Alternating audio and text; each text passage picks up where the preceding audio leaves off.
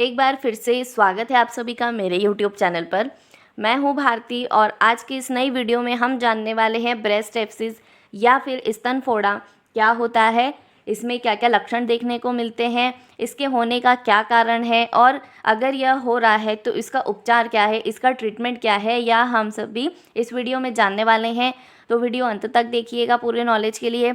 ऐसी और बीमारियां और उनके उपचार को जानने के लिए मेरे चैनल को सब्सक्राइब करना बिल्कुल मत भूलिएगा। तो चलिए वीडियो को शुरू करते हैं। सबसे पहले हम जानेंगे ब्रेस्ट एब्सिस स्तन फोड़ा होता क्या है।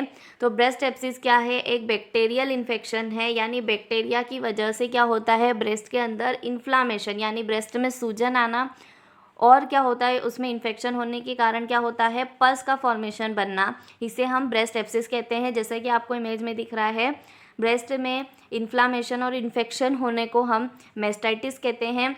मेस्टाइटिस होने के बाद यानी इन्फेक्शन और इन्फ्लामेशन होने के बाद अगर ब्रेस्ट में पस का फॉर्मेशन हो रहा है, पस बन रहा है, उसे हम ब्रेस्ट एब्सिस कहते हैं।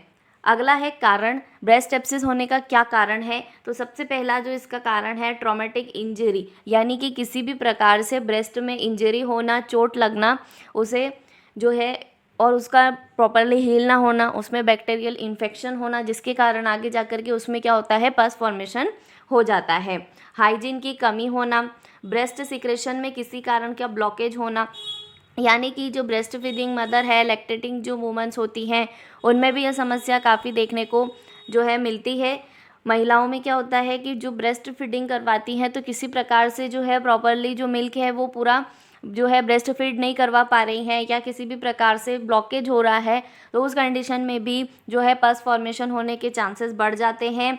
इनमें से इन सभी में क्या होता है कॉजेटिव ऑर्गन जो होता है, यानी कि जो ब्रेस्ट एब्सिस को कॉज करता है वो है स्टेफाइलोकोकस बैक्टीरिया। स्टेफाइलोकोकस जो बैक्टीरिया है वह जो है इसको कॉज करता है। अगला हम जानेंगे इसका लक्षण क्या है, यानी अगर ब्रेस्ट एब्सिस हो रहा है तो क्या क्या लक्षण जो है हमें महिलाओं में देखने को मिलेंगे।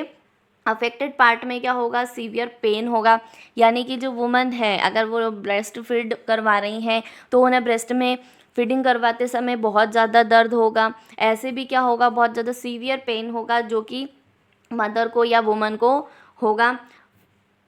पेन के साथ में जो महिला हैं उन्हें फीवर होना, शिवरिंग होना, यह भी हमें देखने को मिलेगा। ब्रेस्ट में क्या होना, स्वेलिंग देखने को मिलेगा, महिला को भारीपन लगेगा ब्रेस्ट में, मिल्क नहीं निकल पाने पर पस फॉर्मेशन होकर एब्सिस बन जाता है, यानी कि क्या होगा मिल्क नहीं निकलेगा ब्रेस्ट से, जिसके कारण क्या होता है पस फॉर्मेशन हो जाता है और इन्फेक्शन जो है महिला के ब्रेस्ट में हो जाता है। अब हम जानेंगे इसका उपचार क्या है, यानी कि स्तन फोड़ा अगर हो गया है तो उसे किस प्रकार से कौन सी दवाइयाँ देकर के ट्रीट किया जाता है। तो सबसे पहले प्राइमरी जो ट्रीटमेंट है जो देना चाहिए, दवाइयों से पहले जो चीज़ें हैं जिसका डॉक्टर्स को ध्यान रखना है वह हम जानेंगे।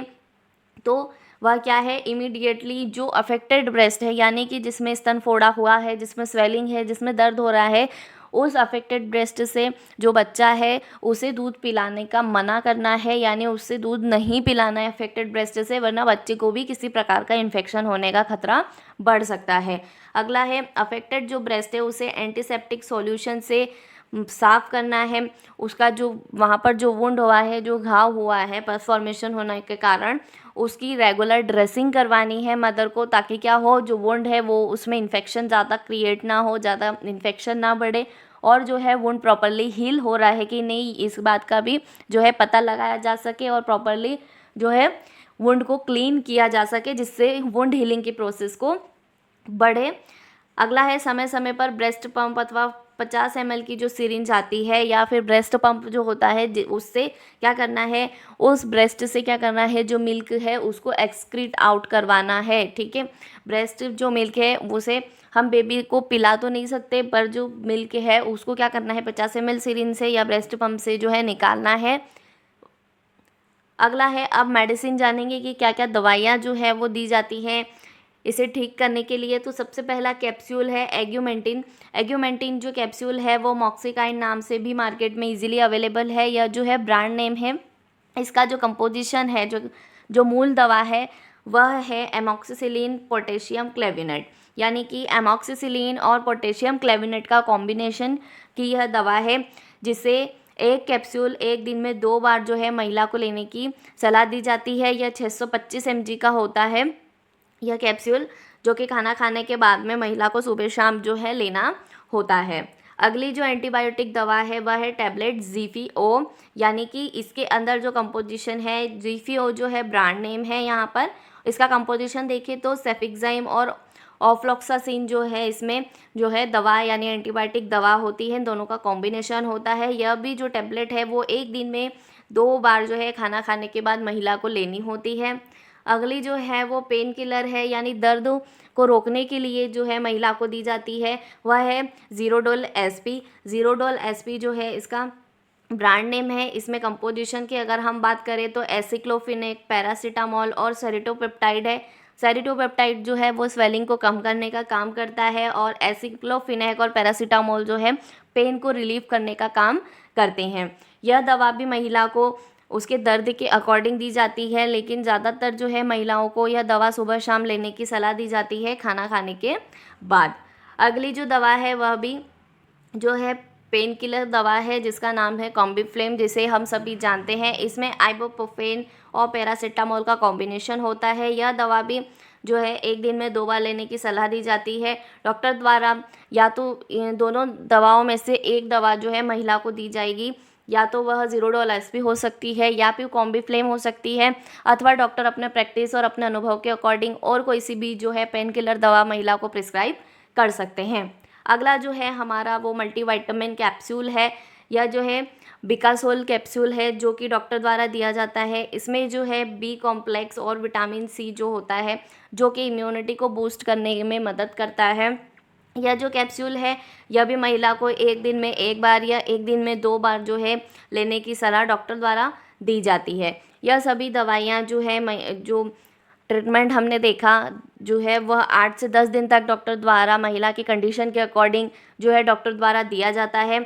इस मेडिसिन से आराम ना होने पर महिला को आईवी ट्रीटमेंट दिया जाता है, यानी कि इंट्रावीनस जो है ट्रीटमेंट दिया जाता है। इसमें जो है इंजेक्शन है मिकासिन जो है इंजेक्शन, इसमें एमिकासिन होता है, जो कि 500 mg जो है वो महिला को आईवी या आईएम डॉक्टर द्वारा दिया जाता है। अगला जो एंटीबायोटिक इंजेक्शन है वो है मोनोसेफ एसबी। इसमें अगर हम कंपोजिशन देखें तो सेफ्ट्रिक्सोन और सल्बैक्टम इसके अंदर होता है। यह 1.5 ग्राम और 1 ग्राम दोनों की पैकेजिंग में अवेलेबल होता है। इसका अगर हम डोज की बात करें तो यह जो है आईवी डॉक्टर द्वारा महिला की जो कंडीशन है उसके अकॉर्डिंग ओडी या बीडी यानी एक दिन में 1 बार या एक दिन में 2 बार दिया जाता है। इसके साथ ही अलग सिम्टोमेटिक्स जो है पेंटॉप जो इंजेक्शन होता है वह दिया जाता है। पेशेंट को अगर उल्टी या फीवर है तो उसके अकॉर्डिंग डॉक्टर द्वारा आईवी ट्रीटमेंट जो है महिला को प्रिस्क्राइब दिया जाता है। ऐसी और इन्फॉर्मेटिव वीडियोस के लिए मेरे चैनल को सब्सक्राइब करना बिल्कुल मत भूलिएगा। वीडियो पसंद आया हो तो वीडियो को लाइक करिएगा, अपने दोस्तों के साथ शेयर करिएगा। Thank you.